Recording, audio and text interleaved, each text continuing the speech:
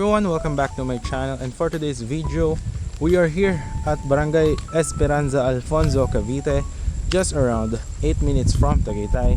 And meron tayo rito ngayon 5 lots, no, na affordable, very convenient, magandang investment, and wala tayong mga monthly dues dito, construction bond, wala tayong mga HOA or anything. This one is farm lots. Meron tayong isang 611 corner lot, meron tayong isang 550, ito na mismo yung isa, inner lot, tapos may dalawang 300 square meter, and merong isang 1,680 square meter. So ito guys, naka-promo tayo ngayong March. Ayan.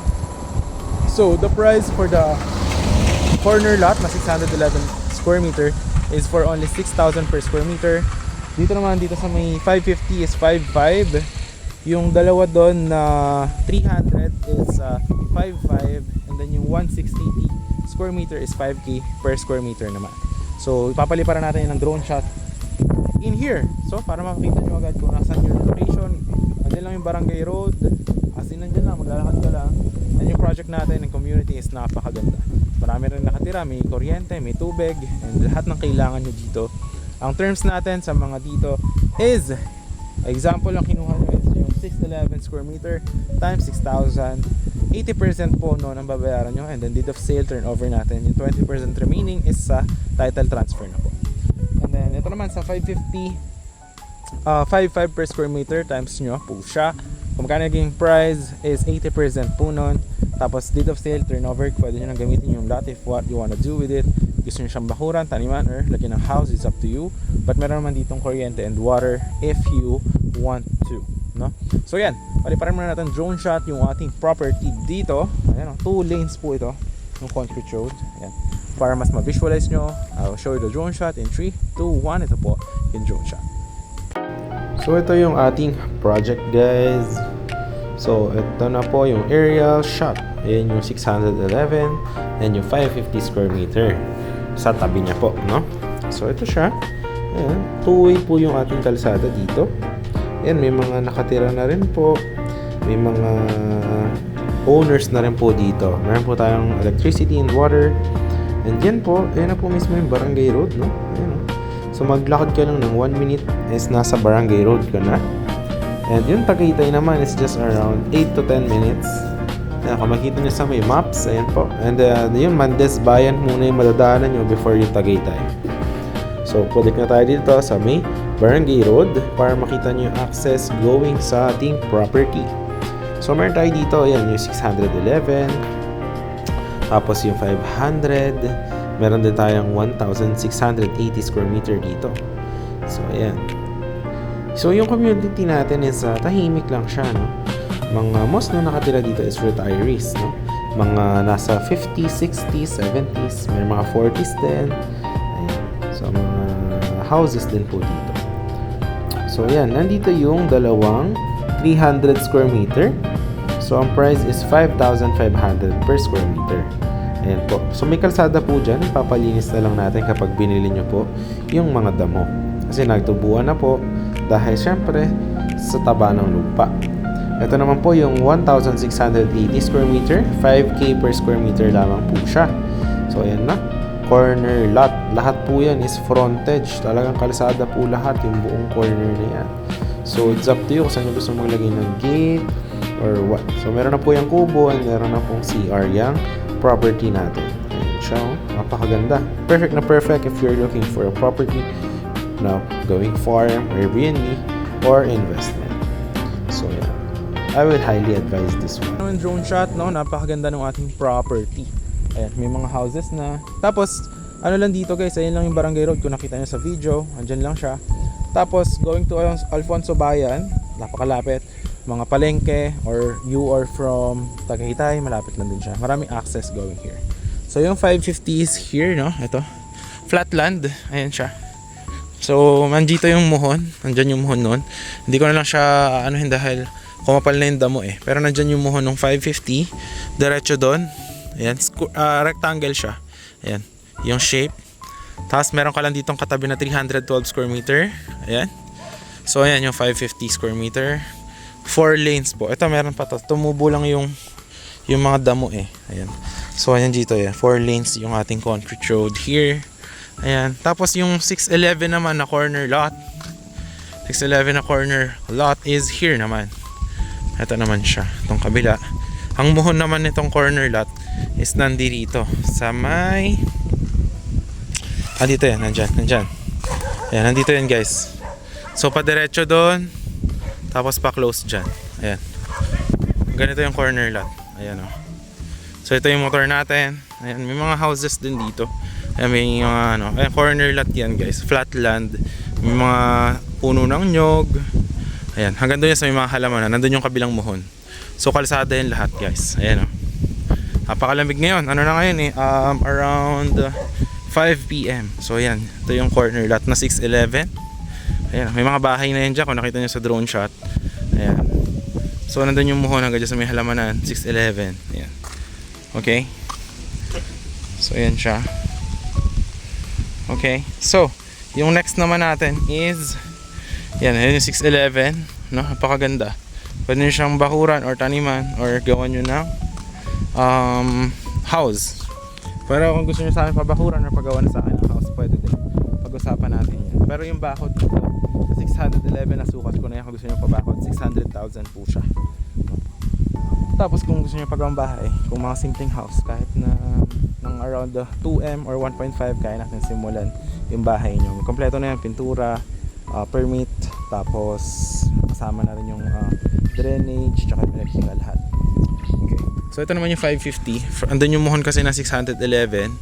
Ayan, pa square yan, pa rectangle square. Ayan. Ayan, ito naman yung 550 square meter for only 5.5 per square meter. Ayan. Tapos punta naman tayo doon sa may 1,680 square meter para mas makita nyo din. Ayan, ganito lang naman yung mga lupa dito. Ayan, flat land. So kapag binili nyo yung lupa, kahit ako na magpalinis, freebies ko na sa inyo. Pwede ko, may mga tao naman ako dito, palinisan natin para sa inyo. Ito yung mga sample ng mga house dito na nakatira. Ayan o. So napakatahimik ng community. Mostly ang mga nakatira, mga retirees, ganyan. Ito. Ayan, yun yung mga houses. So tara, punta tayo dun sa may 611. At may 1,680 square meter na corner farm lot. So yeah. Yung dun naman, 5,000 per square meter lang yun nandyan sa may 1,680 kasi malaki siya. So 5 lots. Tapos yung sa 300 square meter na dalawa, ano naman yun? Tawag nito? 5.5 per square meter kasi inner lot. Tapos yun, papalinisan ko kasi ang taas na masyado ng mga puno, damo. Pagka kinuha nyo siya, ako na magpapalinis.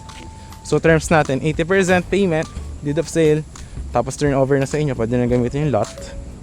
Yung 20% remaining, tsaka nyo na bayaran pag na process na yung title sa inyo. So yan, napakatahimik ng community, no? Ayan o. Yan, yung mga ibang may-ari, ganyan, binakuran lang. So pwede naman yung ganyan, depende sa inyo. Okay. So yung 1,680 square meter is ito siya.